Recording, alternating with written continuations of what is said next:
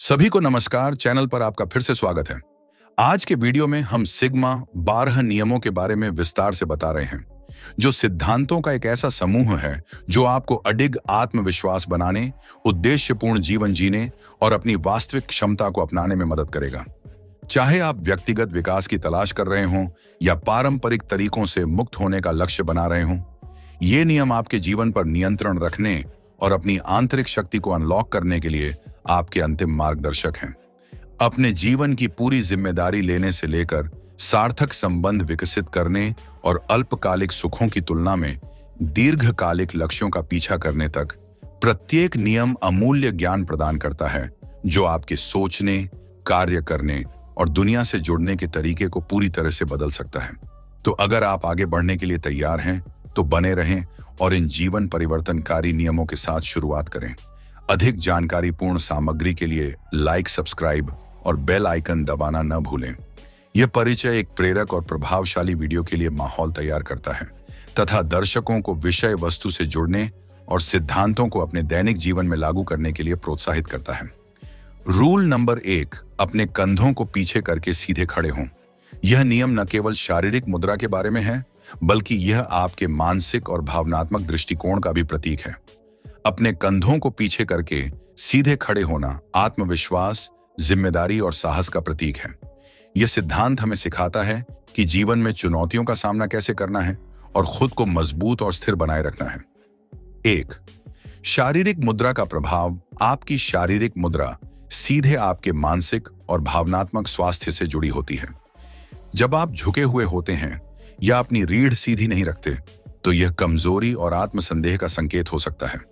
वहीं जब आप अपने कंधों को पीछे करके सीधे खड़े होते हैं, तो यह आत्मविश्वास और नियंत्रण का संकेत देता है। यह मुद्रा आपके आसपास के लोगों को भी यह संदेश देती है कि आप अपने जीवन के मालिक हैं।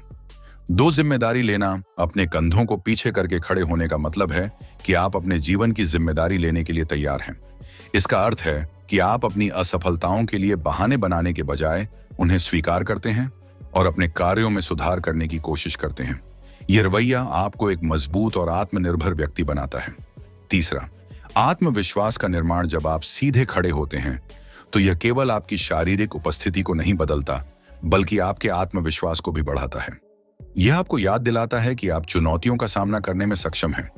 यह छोटी सी आदत धीरे धीरे आपके व्यक्तित्व का हिस्सा बन सकती है, जिससे आप मुश्किल हालात में भी मजबूती से खड़े रह सकते हैं। 4.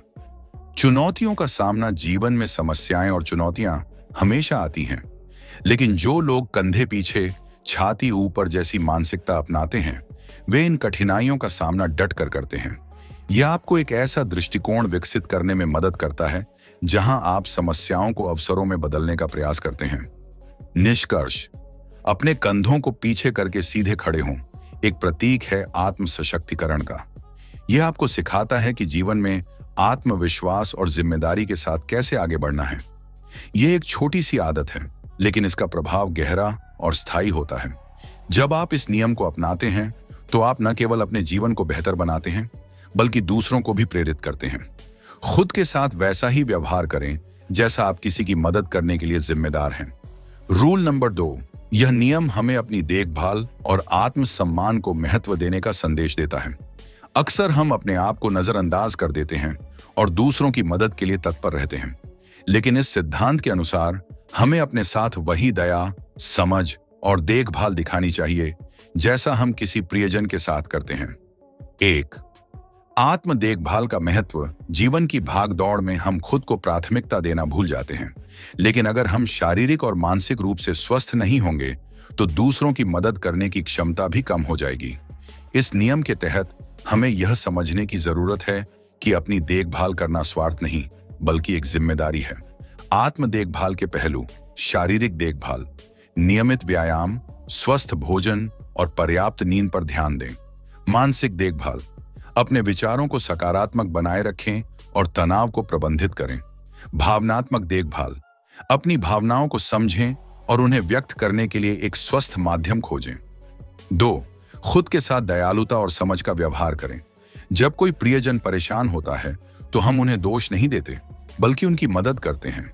ठीक इसी तरह हमें अपनी गलतियों और असफलताओं के प्रति दयालु होना चाहिए। आत्मदया और आत्म स्वीकृति हमें आत्मसम्मान को बढ़ाने में मदद करती है। खुद को माफ करना सीखें। गलतियां इंसान होने का हिस्सा हैं। अपने आप को दोष देने की बजाय उनसे सीखें और आगे बढ़ें। 3.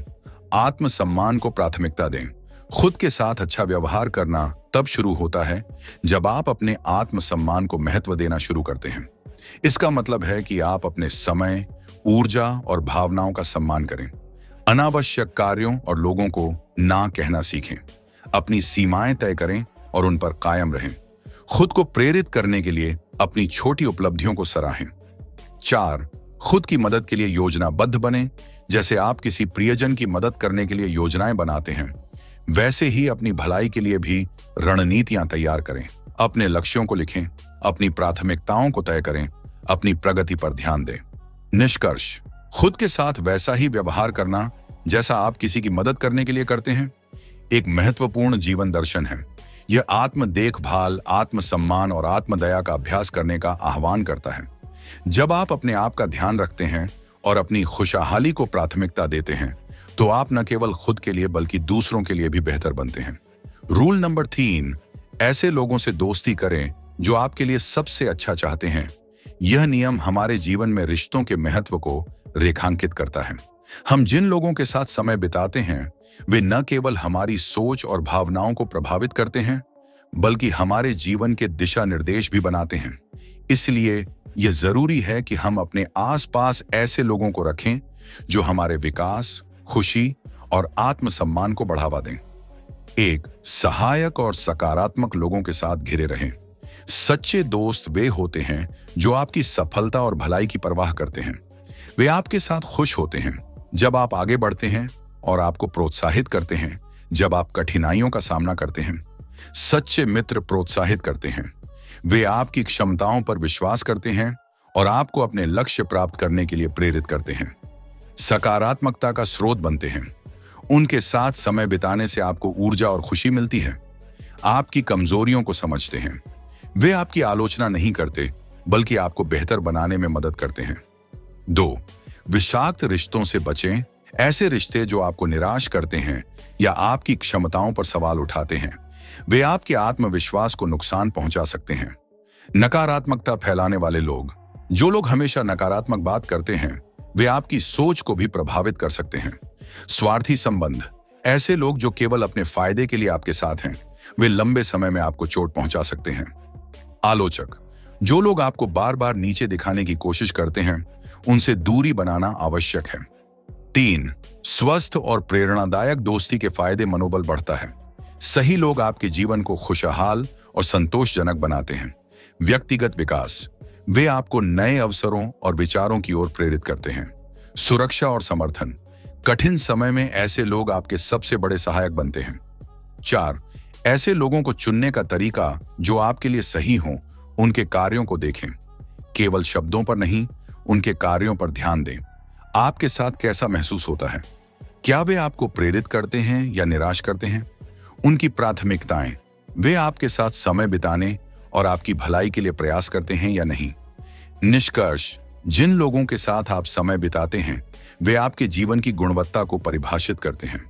सही दोस्त चुनना और विषाक्त रिश्तों से बचना न केवल आपकी खुशी और शांति के लिए आवश्यक है, बल्कि यह आपके आत्मसम्मान और सफलता के लिए भी महत्वपूर्ण है। अपने आसपास सकारात्मक और सहायक लोगों को रखें जो आपको बढ़ने और चमकने में मदद करें।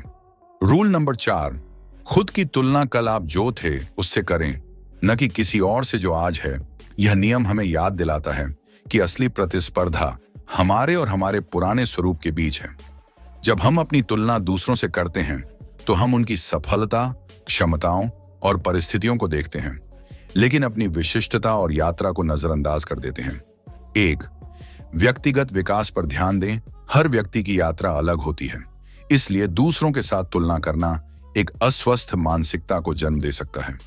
इसके बजाय अपने पुराने संस्करण से तुलना करें और देखें कि आप कहां से कहां पहुंचे हैं। छोटे कदमों की सराहना करें। अपने छोटे छोटे सुधारों को भी महत्व दें। स्वयं के लक्ष्यों पर केंद्रित रहें। अपनी प्राथमिकताओं और सपनों को समझें और उनके अनुसार प्रगति करें। 2. दूसरों से तुलना के खतरे, दूसरों की तुलना में खुद को मापने से तनाव, असंतोष और आत्मसंदेह बढ़ सकता है। अधूरी तस्वीर, आप केवल दूसरों की उपलब्धियां देखते हैं, लेकिन उनकी संघर्ष की कहानी नहीं जानते। नकारात्मक मानसिकता, तुलना करने से आपका ध्यान खुद के सुधार से हटकर दूसरों की उपलब्धियों पर चला जाता है। समय और ऊर्जा की बर्बादी, यह आपको व्यर्थ चिंताओं में उलझा देता है। 3. खुद की तुलना खुद से करने के फायदे, प्रगति का आकलन, यह आपको अपनी प्रगति को मापने का एक वास्तविक तरीका देता है। आत्मसम्मान बढ़ता है, आप अपने सुधार को देखकर आत्मविश्वास महसूस करते हैं। प्रेरणा का स्रोत, जब आप अपनी प्रगति को पहचानते हैं तो यह आगे बढ़ने की प्रेरणा देता है। 4. स्वस्थ तुलना के लिए रणनीतियां, अपने लक्ष्यों को लिखें, यह आपको स्पष्टता देगा कि आप किस दिशा में बढ़ रहे हैं। अपनी प्रगति पर ध्यान दें, अपनी उपलब्धियों को समय समय पर मापें, दूसरों से प्रेरणा लें, प्रतिस्पर्धा नहीं। यदि आप दूसरों को देखते हैं तो उनसे सीखें, लेकिन तुलना से बचें। 5. आत्म प्रतिबिंब का महत्व, रोजाना समय निकालकर अपने विचारों और प्रगति पर चिंतन करें। यह आपको यह समझने में मदद करेगा कि आपने कहां सुधार किया है और कहां और प्रयास करना है। निष्कर्ष, खुद की तुलना दूसरों से करना आपकी ऊर्जा और खुशी को कम कर सकता है। इसके बजाय अपने अतीत के साथ प्रतिस्पर्धा करें और अपने व्यक्तिगत विकास पर ध्यान दें। यह न केवल आपको अपनी प्रगति को पहचानने में मदद करेगा, बल्कि आपको बेहतर बनने की प्रेरणा भी देगा। याद रखें, आप अपने सबसे बड़े प्रतिद्वंद्वी और प्रेरणा स्रोत हैं। रूल नंबर 5, अपने बच्चों को ऐसा कुछ न करने दें जिससे आप उन्हें नापसंद करें। यह नियम बच्चों के पालन पोषण में अनुशासन और मार्गदर्शन के महत्व को दर्शाता है। बच्चों को ऐसी आदतें और व्यवहार सीखने चाहिए जो न केवल उनके लिए फायदेमंद हों, बल्कि उन्हें समाज में एक बेहतर इंसान बनने में मदद करें। यह माता पिता की जिम्मेदारी है कि वे बच्चों को बचपन से ही सही दिशा दिखाएं और उनके व्यवहार को संवारें। 1.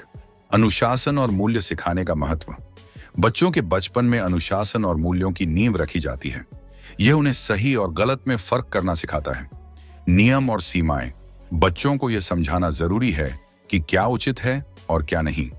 सकारात्मक आदतें, बच्चों को आदर, ईमानदारी और सहनशीलता जैसी आदतें सिखाएं।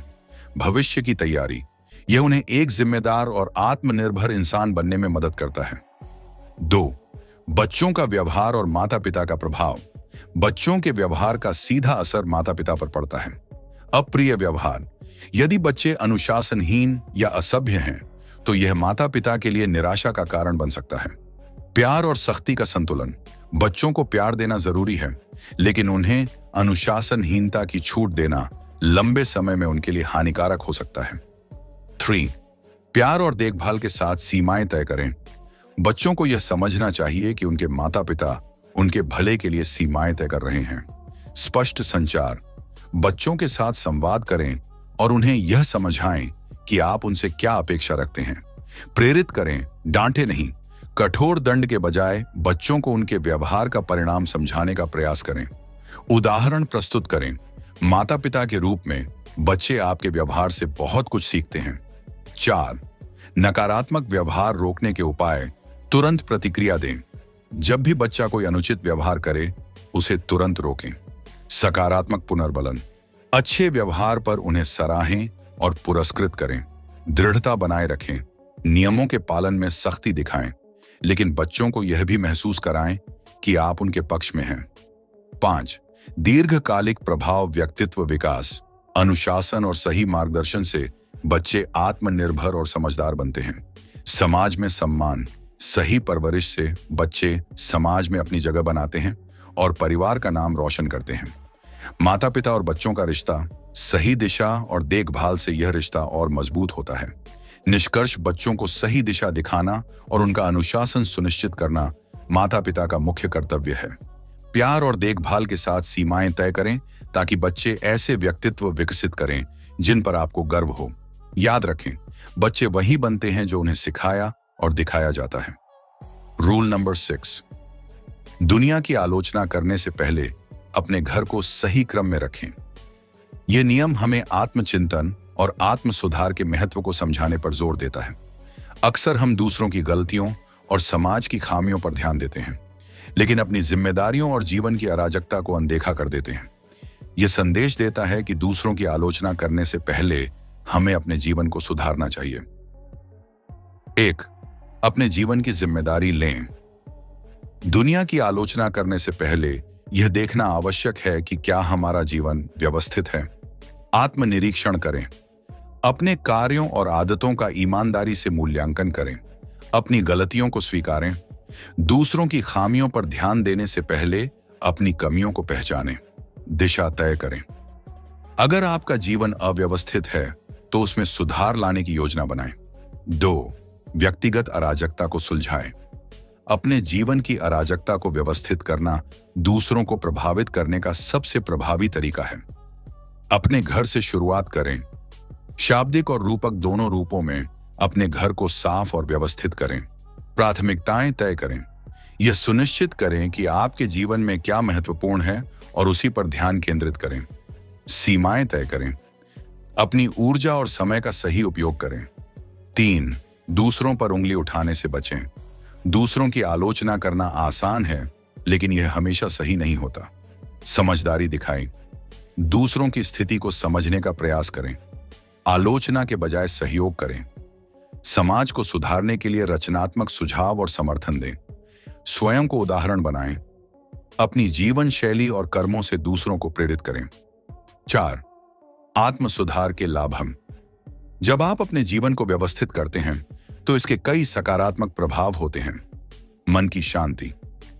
जीवन की अराजकता से छुटकारा मिलने पर मानसिक शांति मिलती है। सकारात्मक दृष्टिकोण। यह आपको दूसरों की गलतियों को बेहतर समझने और उन्हें माफ करने की क्षमता देता है। समाज में योगदान। जब आपका जीवन व्यवस्थित होता है तो आप समाज में सकारात्मक बदलाव ला सकते हैं। फेंच। कैसे करें शुरुआत? सूची बनाएं। उन क्षेत्रों की पहचान करें जो सुधार की मांग करते हैं। धीरे धीरे बदलाव करें। एक बार में सब कुछ सुधारने की कोशिश न करें। सकारात्मक आदतें विकसित करें। छोटे छोटे बदलावों से शुरुआत करें जो लंबे समय तक टिकें। स्वयं को जिम्मेदार ठहराएं। अपने कार्यों का परिणाम समझें और उनसे सीखें। निष्कर्ष। दुनिया की आलोचना करने से पहले अपने जीवन को व्यवस्थित करना न केवल आपको एक बेहतर इंसान बनाता है, बल्कि समाज को भी सकारात्मक रूप से प्रभावित करता है। याद रखें, असली बदलाव तब शुरू होता है जब आप अपने अंदर झांकते हैं और अपने जीवन को सुधारने की पहल करते हैं। जब आपका घर सही क्रम में होगा तो आप दूसरों की आलोचना करने के बजाय उन्हें प्रेरित करेंगे। Rule number 7। सार्थक चीजों का पीछा करें, न कि सुविधाजनक चीजों का। यह नियम हमें यह समझाने पर जोर देता है कि जीवन में दीर्घकालिक संतुष्टि और अर्थपूर्ण लक्ष्यों का महत्व अल्पकालिक सुखों से कहीं अधिक है। अक्सर लोग तत्काल लाभ और आराम की तलाश करते हैं, लेकिन यह दृष्टिकोण उन्हें लंबे समय में खाली और असंतुष्ट छोड़ सकता है। सार्थक चीजों का पीछा करना, भले ही वह कठिन हो, जीवन में गहराई और उद्देश्य लाता है। 1. अल्पकालिक सुख बनाम दीर्घकालिक संतुष्टि। अल्पकालिक सुख। यह वह आनंद है जो तुरंत मिलता है, जैसे आराम, मनोरंजन या आसान रास्ते अपनाना, लेकिन इसका प्रभाव अस्थायी होता है। दीर्घकालिक संतुष्टि। यह उन लक्ष्यों और प्रयासों से मिलती है जो आपके जीवन को अर्थ देते हैं। उदाहरण के लिए किसी कौशल में महारत हासिल करना या किसी बड़े उद्देश्य के लिए काम करना। दोनों का प्रभाव। अल्पकालिक सुख समय के साथ फीका पड़ जाता है, जबकि दीर्घकालिक संतुष्टि आपको गर्व और आत्मविश्वास देती है। दोनों अपने मूल्यों के साथ कार्यों को संरेखित करें। अपने उद्देश्य को जानें। यह पहचानें कि आपके जीवन में सबसे ज्यादा मायने क्या रखता है। मूल्य आधारित निर्णय। ऐसे कार्यों में समय और ऊर्जा लगाएं जो आपके मूल्यों और दीर्घकालिक लक्ष्यों के साथ मेल खाते हों। तत्काल परिणामों से बचें। जीवन में आसान रास्ता हमेशा सही नहीं होता। चुनौतियों का सामना करना अक्सर अधिक मूल्यवान होता है। 3. सार्थक चीजों का पीछा कैसे करें? स्पष्ट लक्ष्य निर्धारित करें। दीर्घकालिक लक्ष्यों की पहचान करें और उन्हें छोटे प्रबंधनीय चरणों में विभाजित करें। दृढ़ता बनाए रखें। सार्थक चीजें हासिल करने में समय और धैर्य लगता है। बाधाओं को सहन करने के लिए मानसिक रूप से तैयार रहें। आत्मनियंत्रण का विकास करें। अपने मन को क्षणिक सुखों से विचलित होने से रोकें और अपने बड़े लक्ष्यों पर ध्यान केंद्रित करें। जवाबदेही स्वीकारें। अपने कार्यों और उनके परिणामों के लिए जिम्मेदार बनें। कर्ण, सार्थक चीजों का महत्व। जीवन में उद्देश्य। सार्थक चीजों का पीछा करने से जीवन में उद्देश्य और दिशा मिलती है। आत्मविकास। जब आप चुनौतियों का सामना करते हैं और अपने लक्ष्यों के लिए प्रयास करते हैं तो आप अपने व्यक्तित्व का विकास करते हैं। संतोष और खुशी। दीर्घकालिक संतुष्टि से गहरी खुशी और आत्मसम्मान मिलता है। पाएं, सुविधाजनक चीजों के जोखिम कन, आसानी से मिलने वाली सफलता का मोह। सुविधाजनक चीजें तात्कालिक संतुष्टि देती हैं, लेकिन अक्सर उनकी कीमत अधिक होती है, जैसे समय की बर्बादी या असफलता का डर। लक्ष्य से भटकाव। जब आप केवल आराम और सुविधाओं की तलाश करते हैं तो आप अपने जीवन के मुख्य उद्देश्य से दूर हो सकते हैं। 6. सार्थकता को प्राथमिकता दें। अपने समय का सही उपयोग करें। अपना समय और ऊर्जा ऐसी गतिविधियों पर लगाएं जो आपकी जिंदगी को अर्थपूर्ण बनाएं। दूसरों के लिए योगदान करें। जब आप दूसरों की मदद करते हैं या समाज में योगदान करते हैं तो यह आपको गहरा संतोष देता है। निष्कर्ष। सार्थक चीजों का पीछा करना आसान नहीं है, लेकिन यह एक ऐसा मार्ग है जो आपको जीवन में असली खुशी और संतोष की ओर ले जाता है। अल्पकालिक सुख क्षणिक हैं, लेकिन सार्थक लक्ष्य आपकी आत्मा को तृप्त करते हैं और आपको एक उद्देश्यपूर्ण जीवन जीने में मदद करते हैं। अपने मूल्यों के साथ अपने कार्यों को जोड़ें और दीर्घकालिक संतुष्टि की दिशा में प्रयास करें। रूल नंबर 8, सच बोलें या कम से कम झूठ न बोलें। यह नियम ईमानदारी और नैतिकता के महत्व को रेखांकित करता है। सच बोलना केवल एक नैतिक सिद्धांत नहीं है, बल्कि यह जीवन को सरल और व्यवस्थित बनाए रखने का एक तरीका भी है। झूठ बोलना, चाहे कितना भी छोटा क्यों ना हो, सच बोलने या कम से कम झूठ न बोलने का अभ्यास आपको एक प्रामाणिक और शांतिपूर्ण जीवन जीने में मदद करता है। O1, सच बोलने का महत्व। विश्वास का निर्माण। ईमानदारी रिश्तों की नींव होती है। सच बोलने से दूसरों का विश्वास जीतना संभव होता है। स्वयं से ईमानदारी। सच बोलना आपको आत्मसम्मान और आत्मस्वीकृति की ओर ले जाता है। जब आप अपने विचारों और कार्यों के प्रति ईमानदार होते हैं तो आप खुद को बेहतर समझ पाते हैं। समस्याओं का समाधान। सच बोलने से समस्याएं स्पष्ट होती हैं और उनका समाधान जल्दी निकलता है। तो झूठ के परिणाम। अराजकता और भ्रम। झूठ बोलने से रिश्तों और परिस्थितियों में उलझन पैदा होती है। नैतिक गिरावट। झूठ बोलना आपके नैतिक मूल्यों को कमजोर करता है। दीर्घकालिक नुकसान। अल्पकालिक लाभ के लिए बोले गए झूठ से दीर्घकाल में नुकसान हो सकता है। 3. क्यों झूठ बोलना आसान लगता है? अटकराव से बचने के लिए। लोग सच बोलने से इसलिए बचते हैं क्योंकि वे दूसरों की प्रतिक्रियाओं से डरते हैं। तत्काल राहत के लिए। झूठ बोलकर लोग असुविधाजनक परिस्थितियों से बचने की कोशिश करते हैं। सामाजिक दबाव। कई बार समाज या स्थिति के कारण झूठ बोलना आसान लग सकता है। बंचार। सच बोलने की आदत कैसे डालें? आत्मविश्लेषण करें। हर स्थिति में खुद से पूछें कि आप क्यों सच नहीं बोल रहे। छोटे कदमों से शुरुआत करें। रोजमर्रा की छोटी बातों में ईमानदारी का अभ्यास करें। अटकराव से डरे नहीं। सच बोलने का मतलब हमेशा कठोर होना नहीं है। आप सच को विनम्रता से कह सकते हैं।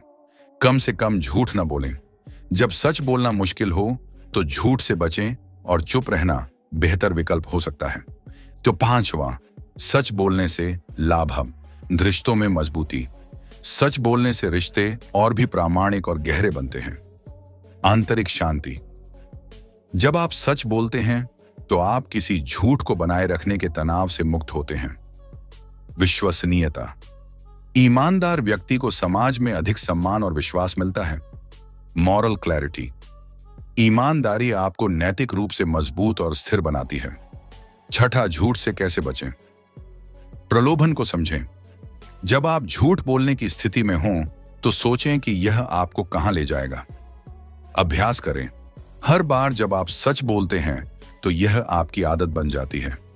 स्पष्टता रखें, अपने विचारों और भावनाओं को स्पष्ट और सीधे शब्दों में व्यक्त करें। सच बोलने की चुनौतियां। समाज का दबाव। कभी कभी सच बोलने से लोग नाराज हो सकते हैं। विरोध का सामना करना। सच बोलने पर आपको आलोचना या अस्वीकृति का सामना करना पड़ सकता है। समस्याओं का सामना। सच बोलने का मतलब समस्याओं से भागना नहीं, बल्कि उनका सामना करना है।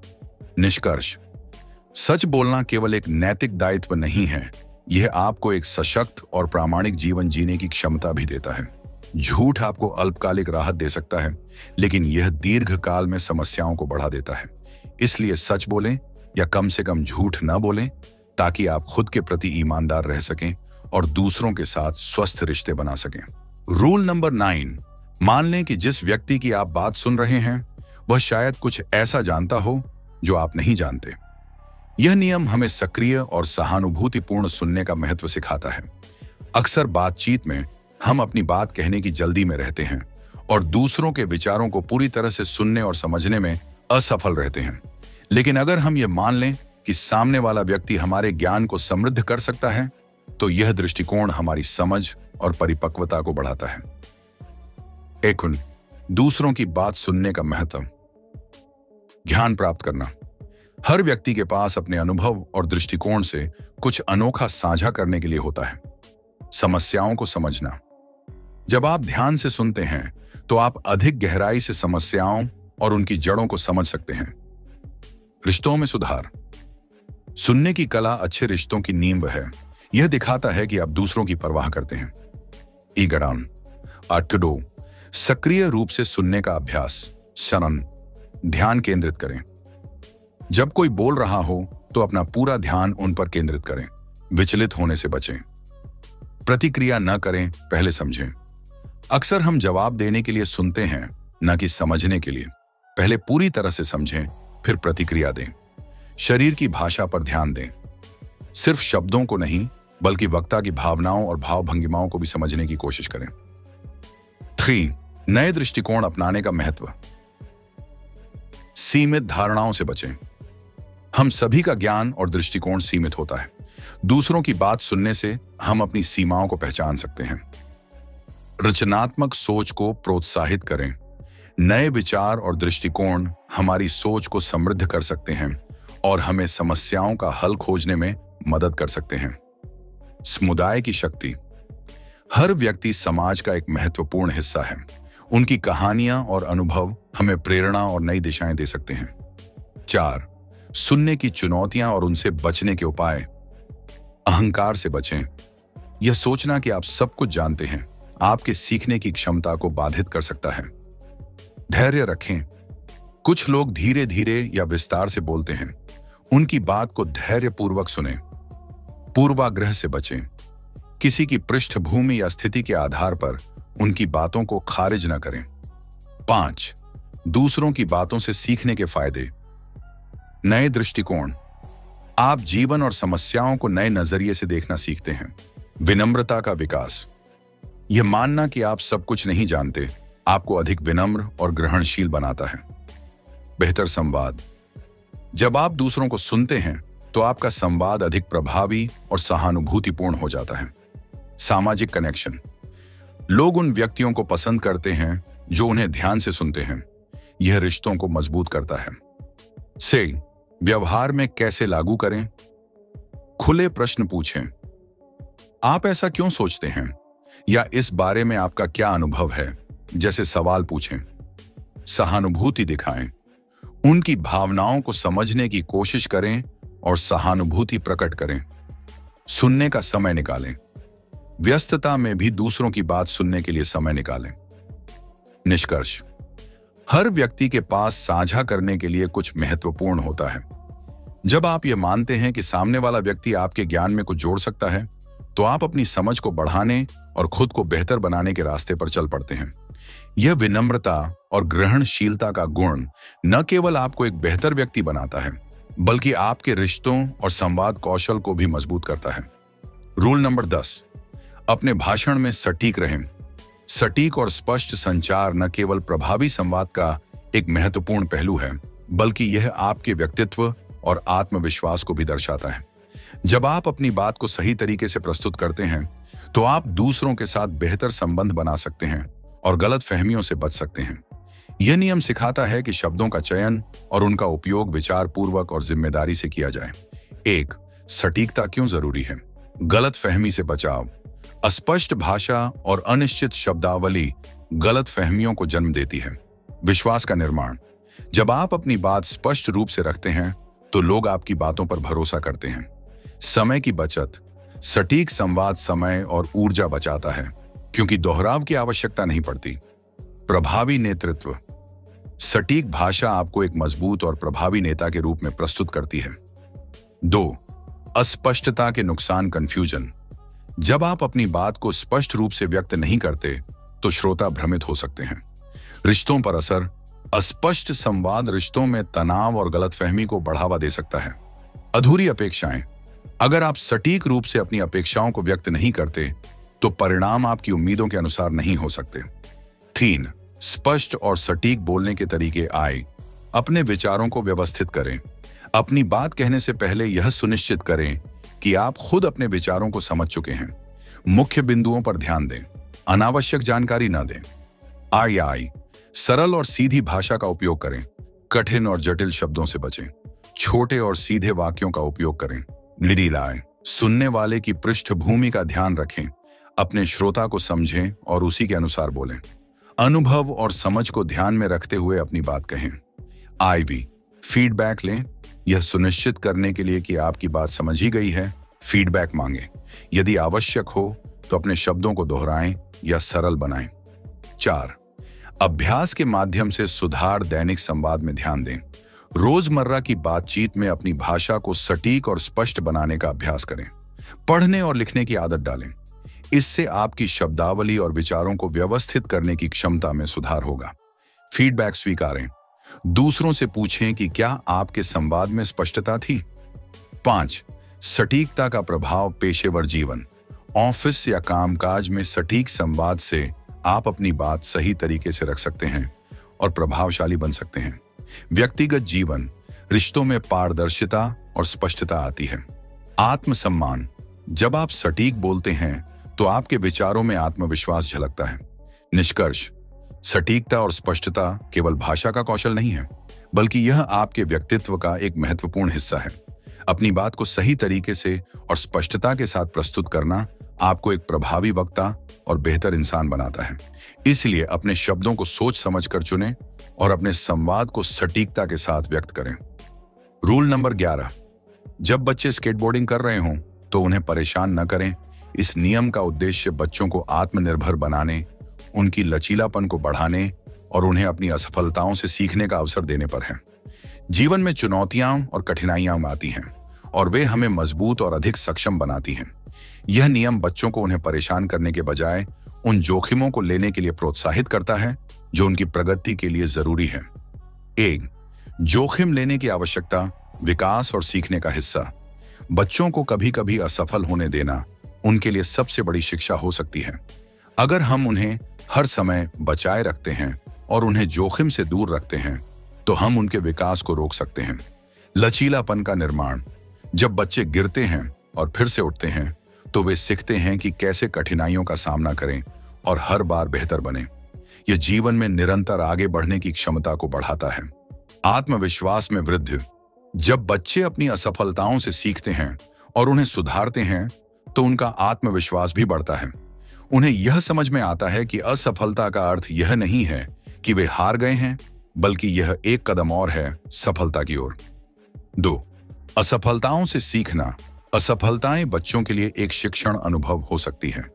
अगर वे एक बार गिरते हैं और फिर से उठते हैं तो वे सीखते हैं कि कैसे चुनौती का सामना करें और इसके लिए उन्हें और अधिक मेहनत करनी पड़ती है। इस प्रक्रिया में बच्चों को यह सिखाया जाता है कि असफलता जीवन का हिस्सा है और इससे डरने की बजाय उसे अपनाना चाहिए। निरंतरता सिखाई जाती है। अगर बच्चे गिरते हैं और उठकर फिर से कोशिश करते हैं तो वे यह सीखते हैं कि कठिनाइयों से बचने का कोई रास्ता नहीं है, बल्कि उन्हें सामना करना होता है। समस्या समाधान कौशल विकसित करना। बच्चों को खुद की समस्याओं को हल करने और उन्हें सुधारने का अवसर मिलना चाहिए। इससे वे भविष्य में किसी भी समस्या का सामना करने के लिए तैयार होते हैं। 3. लचीलापन का महत्व। लचीलापन केवल शारीरिक नहीं, मानसिक भी है। बच्चों को यह सिखाना कि जब वे गिरते हैं तो उन्हें फिर से उठकर कोशिश करनी चाहिए, यह उनके मानसिक लचीलापन को बढ़ाता है। जीवन में कई बार मुश्किलें आती हैं और उन मुश्किलों से निपटने के लिए लचीलापन बहुत जरूरी है। दृढ़ता का निर्माण। जब बच्चे कठिनाइयों का सामना करते हैं और फिर से प्रयास करते हैं तो उनका मनोबल मजबूत होता है। सकारात्मक सोच को बढ़ावा। वे यह समझते हैं कि हर कठिनाई के बाद सफलता आती है और यह उन्हें सकारात्मक दृष्टिकोण रखने की प्रेरणा देता है। 4. माता पिता का सही दृष्टिकोण। माता पिता के रूप में हमारा काम बच्चों की सुरक्षा करना है, लेकिन इसका मतलब यह नहीं है कि हम उन्हें हर खतरे से बचाएं। हमें यह समझने की जरूरत है कि बच्चे भी अपनी क्षमताओं को पहचानने और उनका विकास करने के लिए जोखिम लेते हैं। संतुलित मार्गदर्शन। बच्चों को सीमाओं के भीतर जोखिम उठाने देना जरूरी है। माता पिता को चाहिए कि वे बच्चों को उनकी उम्र और क्षमता के हिसाब से सुरक्षित रूप से चुनौती दें। समय पर मदद। जब बच्चे गलती करते हैं या असफल होते हैं तो हमें उन्हें समझाना चाहिए कि यह सामान्य है और वे इसे सुधार सकते हैं, परंतु बच्चों को अपनी प्रक्रिया और सीखने का समय देना चाहिए। 5. निष्कर्ष। जब बच्चे स्केटबोर्डिंग कर रहे हों या किसी अन्य चुनौतीपूर्ण कार्य में लगे हों तो उन्हें परेशान करने से बचें। उन्हें अपनी असफलताओं से सीखने और अपने आत्मविश्वास को बढ़ाने का अवसर दें। जीवन में सफल होने के लिए बच्चों को लचीलापन, साहस और जोखिम उठाने की क्षमता चाहिए। यह उन्हें न केवल शारीरिक रूप से मजबूत बनाएगा बल्कि मानसिक रूप से भी उन्हें तैयार करेगा। Rule number 12। जब आपको सड़क पर कोई बिल्ली दिखे तो उसे पालें। यह नियम जीवन में छोटे छोटे पलों की सराहना करने और अव्यवस्था के बीच शांति ढूंढने का महत्वपूर्ण संदेश देता है। जब हम अपने व्यस्त और चुनौतीपूर्ण जीवन में बढ़ते जाते हैं तो हम अक्सर उन छोटे छोटे खुशियों को नजरअंदाज कर देते हैं जो हमारे आसपास होती हैं। यह नियम हमें उन लम्हों को पहचानने और उनका आनंद लेने की प्रेरणा देता है जो जीवन में सुकून और संतुष्टि लाते हैं। 1. छोटे पलों की अहमियत। जीवन में छोटी छोटी खुशियां अक्सर बड़ी चीजों से कहीं ज्यादा महत्वपूर्ण होती हैं। जब आप किसी सड़क पर चलते हुए एक प्यारी सी बिल्ली देखते हैं या किसी छोटी सी चीज को देखकर मुस्कुराते हैं तो उस पल की खुशी को महसूस करना बहुत जरूरी है। सकारात्मक दृष्टिकोण।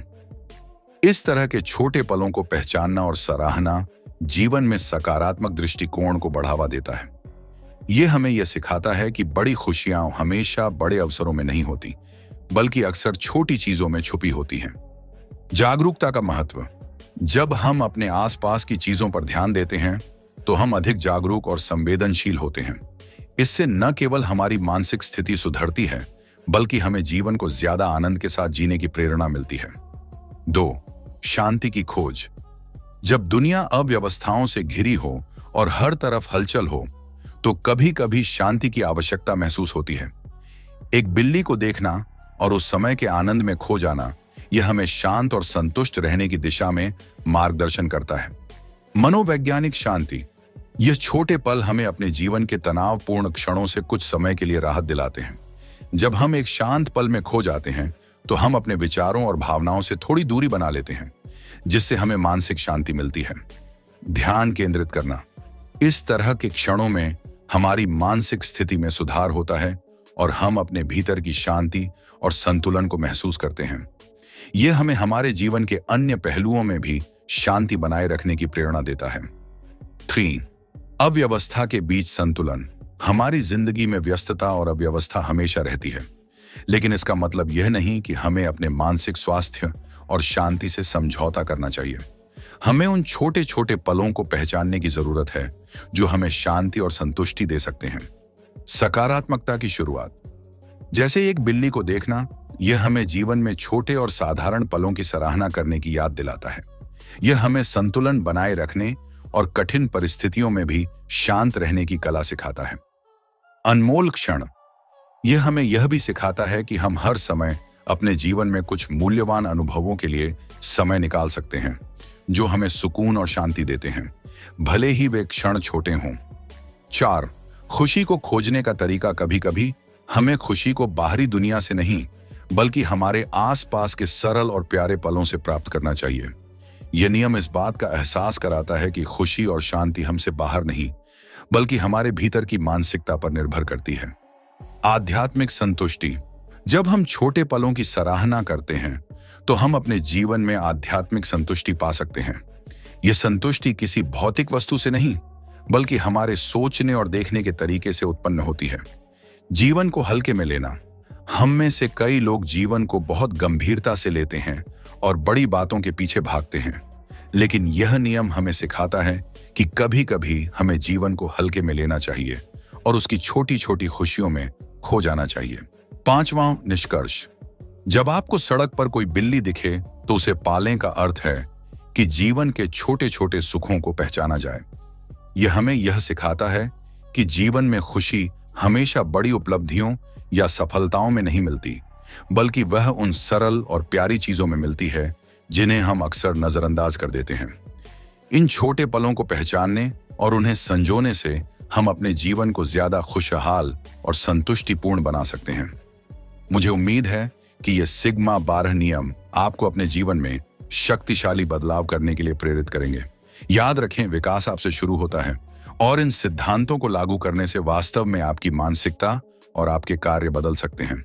आगे बढ़ते रहें, खुद के प्रति सच्चे रहें और अपने सर्वश्रेष्ठ से कम किसी चीज के लिए समझौता न करें। अगर आपको यह वीडियो मददगार लगा तो इसे पसंद करना न भूलें। इसे उन लोगों के साथ साझा करें जिन्हें इससे फायदा हो सकता है, और नीचे एक टिप्पणी छोड़ें जिसमें हमें बताएं कि आपको कौन सा नियम सबसे ज्यादा पसंद आया। साथ ही द बुक टुक को सब्सक्राइब करना न भूलें और नोटिफिकेशन बेल को दबाएं ताकि आप हमारे आने वाले किसी भी वीडियो को मिस न करें। मजबूत बने रहें, ध्यान केंद्रित रखें और आगे बढ़ते रहें। अगले वीडियो में मिलते हैं। धन्यवाद।